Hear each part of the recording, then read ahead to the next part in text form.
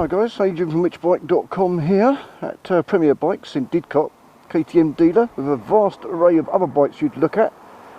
They've got a huge amount in their showroom as well.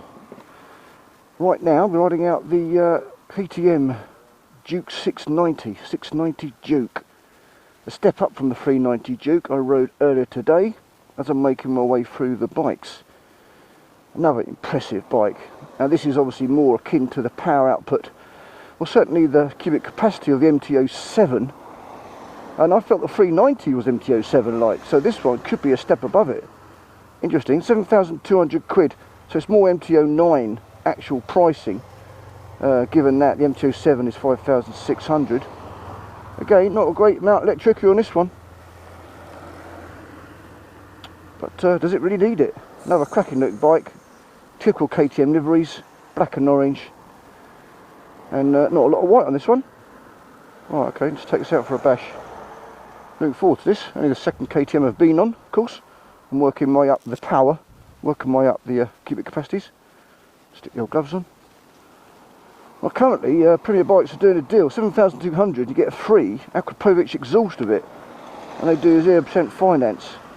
So if I like this one, and I don't feel the need to go up to the higher levels of more power, then this could well be a bloody good purchase. Go wishy-washy woogie. Oh, look at that. Oh, was that? Oh! Oh, what a bit of action on the old Speedo. Let's start this one up.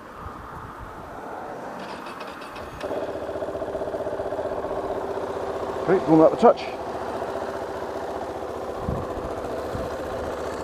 Okay, don't sound too bad, is it? A bit of more raucous to it. Okay. Oh, go on. Oh, that's interesting. Saddle is a little bit more comfortable than the 390 saddle. Must be a little bit more padded. So that's not a bad thing, is it? Right, stand up. Bloody hell, it's got a really huge thick stand. Interesting. Other first impressions are handlebars, in again, lovely place, a bit like the 390. Fairly wide, so you can see what that's going to be like in slow manoeuvres. Let this bloke pull away. Very clear rev counter, nice big clear speedo as well actually. It's got a time on there and the mileage. Okay, let's go left here. Oh! Got indicator right first time. Put the visor down. Oh no, straight into neutral. It's going to take a bit of getting used to. Indicator off. Is it me? It was the gear indicator. Oh, is it me? It was the gear shift quite far away. Oh, that's interesting. Maybe that's. I might joke. Simply KTM might be adjustable. Because I've got to move my foot a bit forward to change the gear.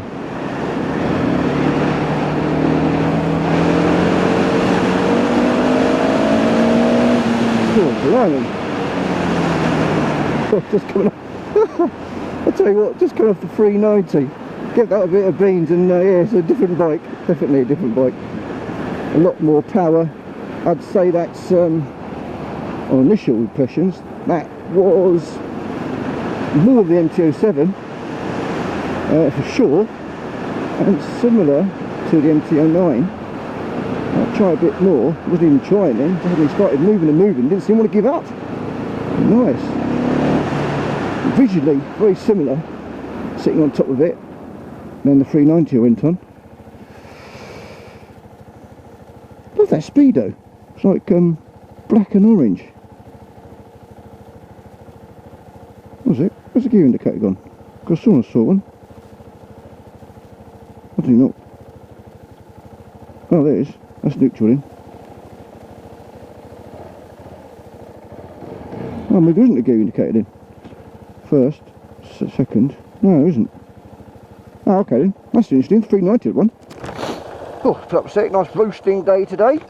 Luckily, this bike's not giving off much heat, so should be okay in the old nuts. Again, certainly not a bad place to sit. It's so simple yet effective. Now this is taller than the 390. I'm just a bit better than the balls of my feet, so my heels are you know, 1 inch to 2 inches above the ground. I'm not tiptoes, just on the balls of my feet, but quite comfortably. So unlike the 390 where I get my feet flat down, this one is a little bit taller.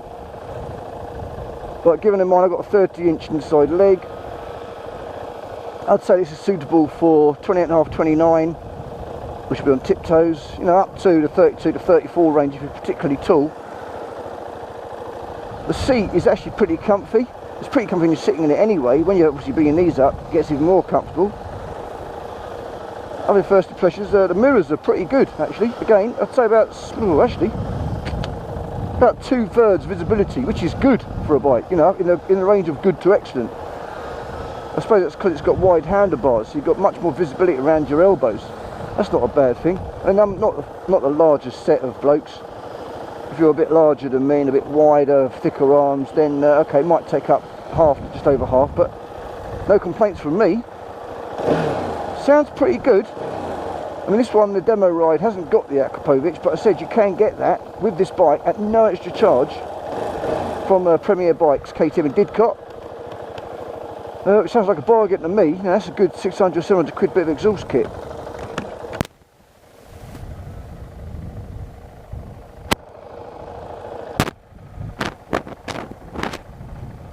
Right, take it away. Beautiful clutch. It's light, and I've just got it in third gear. I'm saying now, I do miss the gear indicator. Now, the 390 had it. I have the impression that these handlebars are really wide. I feel like on a super motard or a scrambler, which of course makes sense because that's what KTM was originally most famous for. It's like really wide. You feel like you can't lean forward like that, an aggressive position with your elbows almost bent 90 degrees, like a press-up position at its lowest point. Oh, it's definitely got some power. Front brake is similar to the 390s, and that it's very progressive. It brakes quite early, but not in a sudden way, and it really pulls in. I tell you, it's beautifully kind of analog. You don't feel like any kind of assist on it. Well, there isn't. And actually, I can actually feel the benefits of that. I mean, I'm a great believer in ABS and that, but on this sort of bike, where you're not going to be going breathtaking speeds, almost got that wrong, didn't I? But you don't need it so much anyway. Then again, I would be wanting to ride this in the wet. Also, it's quite vibratory, if that's the word. I like that. If it's not a word, then I made it up, add it to the list, along with modage. But that goes with the kind of rawness appeal of the engine. If this was a smooth, super smooth 4-cylinder engine, it wouldn't have any character. So this has got character by nature of its looks, the feel, and the sound. And that's why these KTMs are popular. They come outside of that box, take you outside of your comfort level. Now imagine when I go on the 1290R Super Duke, it's going to scare the crap out of me basically, and that's a good thing, because that's going to make me feel alive. And every time I survive the trip, I feel even more alive. Now this one doesn't feel scary in the slightest. The suitable for beginner rider? Absolutely. You could definitely come off your 600 test and jump straight onto this bike, no problem whatsoever. I don't know if they do an A2 version of this or a restrictor kit. If they do, I recommend it's a good buy and it'll take you further through your cycling career. Otherwise, get the 390. It's exactly the same bike, same sort of feel, without the extra bursts of speed and power and acceleration top end. Oh bloody hell, I've been paying attention while I've been going, haven't I?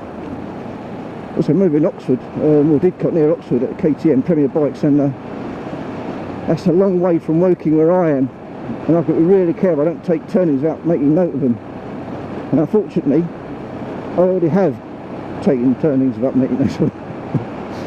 Anyway, I'm sure there'll be signs for Didcot. Once we're in Didcot, I know where I am. It's right off. You just go down the main high street, and when you come to a roundabout, you'll see KTM. Big KTM sign, can't miss it. Huge orange thing. So it's not as if you can miss where Premier Bikes are. Oh, this car got out of the way, got a bit of fun here. I want to see how this one turns. I thought the 390 needed a bit of prompting. Oh, whoa, yeah, flipping out, I wasn't expecting that much pick up. Oh, if I was going to start a ragged to try and get past it, of course. But actually, whoa, blimey, that back came out a bit. Oh, horse. Let's slow right down there. And why isn't she wearing elbow protectors? She could fall off that. She'd be more trouble than I would be. It's quite cute from here. That's the girl, not the horse. I think I'll stay there a second. I think she was trying to turn right. Maybe not. Better take it easy. Better take it easy, don't scare the horse. This has got more horsepower than that has. Right, okay, set it. Whoa! You do feel like you want to lean forward on this. And the back wheel does have a bit of action.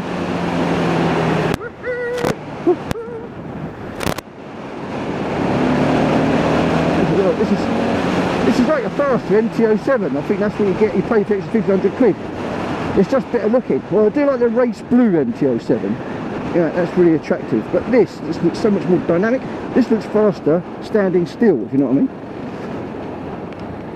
The gears are a delight to change. They go down with a satisfying low-level clunk. So you know you've changed gear, but not being obtrusive. Doesn't jerk the engine. Going down is very good. Going up is something wrong gear. Wish I had a gear indicator. I'd say that. Wish I had a gear indicator. Again, not even the world stuff.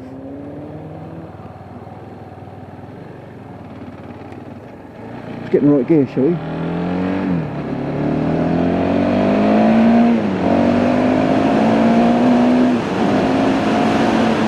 Oh, I'll tell you what. This does shift. It's not visceral. It's not super sport superbike kind of speed, because it's a naked. It's got a nice engine kind of note, and it's got a lot of vibratory. Let's bring it word in again, because it's vibratory.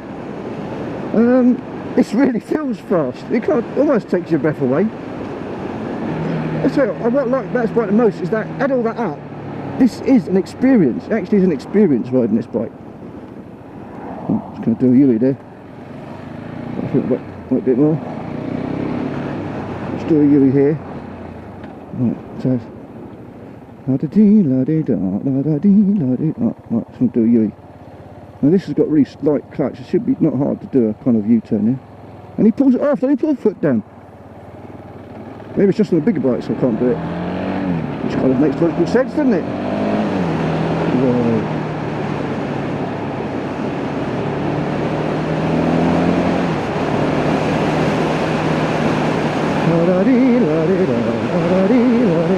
Why am I singing this? What the hell am I doing? Oh no, well, I was in a flipping compilation now on TV last night. I still feel this bike needs a bit of prompting to turn. It doesn't just suddenly drop. I think that's maybe because its overall is quite high. I don't know.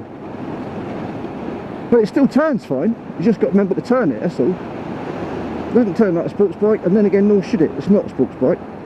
Well, it's not a sports racing bike, let's put it that way. It is a sports bike. Could argue all bikes are a sports bike, really. So, comfortable seat, actually. Sounds good. Typical of all KTM Dukes. Looks amazing. It's got a good turn of power. Goes through the gears beautifully. Goes down the gears beautifully. It's got no electricity, which you know, I used to think was a negative thing, but after being on these, it's not the end of the world sort of stuff. You still enjoy yourself here, and it's still relatively safe. I think as you go up to the 1290, it might be a different planet when you really could do everything to save your ass, but we'll find out when I go on it about half an hour. So all in all, this is a great little package. It's 7,200. Okay, it's a bit more MT-07, and it's into MT-09 price. So that's, so you have to say MT, but they're both kind of competitors really. MT-09, I think this looks a lot better than the MT-09.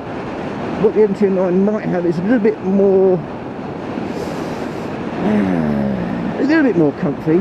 It's probably a little bit better for longer journeys. It's probably, he looks behind him and feels behind him. I don't know, it's probably similar for similarly good for pillions. It's got a nice seat behind it. I'd say they're very, very close. It really has come down to looks. And on the looks, I'd say this slaughters the MT-09 personally. Okay, it's not really a competitor to the Tracer, because that Tracer's like really a kind of sports tourer. Certainly a sports tourer look to it. This doesn't pretend to be any sort of tourer, this just is about fun, which was the real aim of the MT-09, the non-tracer version. 7200 also brings in the street triple, really, and that's one of the best selling bikes of this class. It covers all the angles, it's very good at everything, brilliant at some things, and maybe not brilliant at a couple of things, but generally a very good bike. So again, another very strong competitor to this. What would I have? What would I have at all those bikes mentioned? I think I do like looks, I do like rawness. However, I do like electricity to save my arse. On that base, I might end up with an ABS based bike. However, how often do you really go out in the wet anyway? You know, I've got a scooter for a wet journey. So let's rule it out on that basis. So therefore, they're all pitted equally.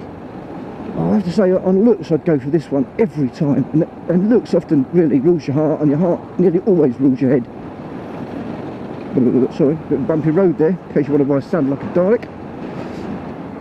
Yeah, I think I'd have this one. 7.2 with a free Acra. I mind you saying that, you get a free Acra with the MT-09 currently for.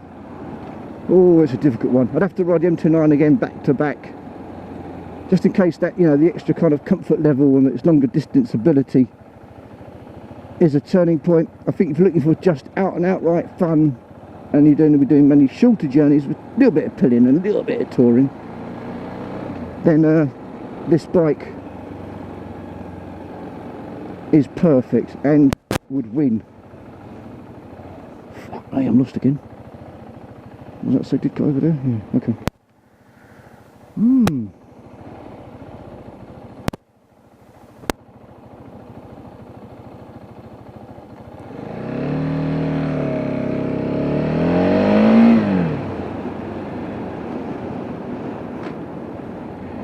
Going into neutral a little bit, one odd right, but you know straight away.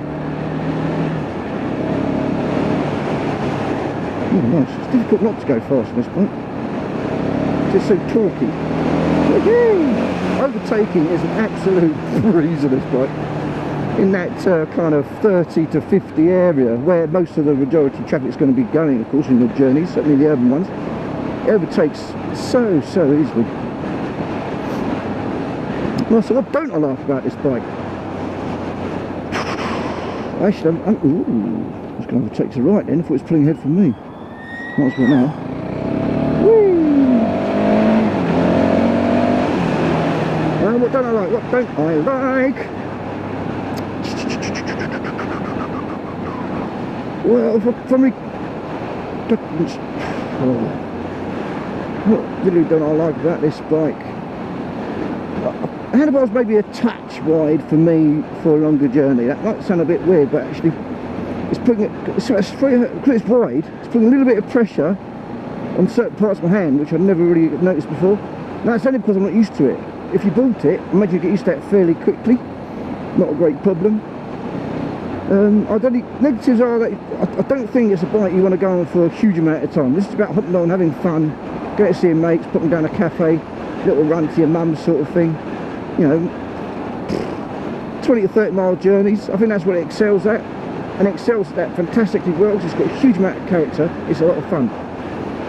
So I don't think it's just a long touring bike, that's all. And I think that doesn't come as much as a surprise. It's a very raw bike. It's not really a negative. It's just really the kind of what you're buying this bike for. And if you're buying this bike, a bike for fun, then you know, this is the one. Now the tyres are warmed up nicely, it's definitely turning a bit better. Of course I'm not really trying to turn it aggressively. I think that's full for 5th gear. Still a nice power. Very nice indeed. Great front brake. There's nothing else I don't like about it, because it's the way the bike is. You know, it's not negative, just how I might feel about it, but there's no point in really bringing it up, because you buy this bike for a particular reason. Overall, it's a cracking bike and a very, very strong competitor for its peers.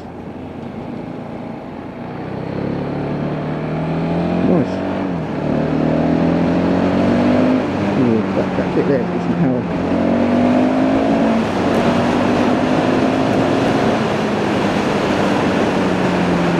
Yeah, that's nice. That is nice. All the power you're going to need, wrapped up in a very sexy body. So changing gear down is up there the best I've ever come across.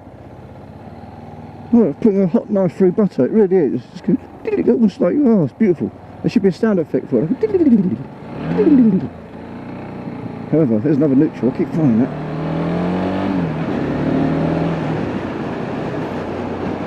I've got a bit used to the gear changing now. But I do find I'm moving my, because I tend to ride on the balls with my feet on the pegs because of my sports bike habit, I suppose. To change gear, I have to put my foot forward. Well, that's fair. That's the same with every bike, of course. But I feel like I've put it forward a bit more than usual. But again, it's just something to get used to. In fact, I'm already used to it. But I think I'd point it out.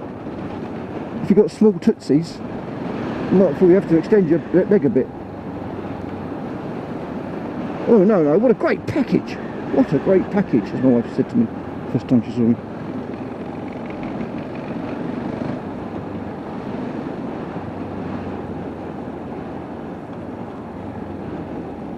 So in summary, £7,200 bloody well spent. Definitely. Oh, that second gear is brilliant. Well, on that note, I'll leave you there. This was agefromwhicbike.com. Fun enjoying a ride on the middle Duke, the 690 Duke. I've been on the 390 a bit earlier. That was brilliant little bike, that is. I'm now going on the 1290 Duke, so if you don't, I'm assuming that I'm going to survive it.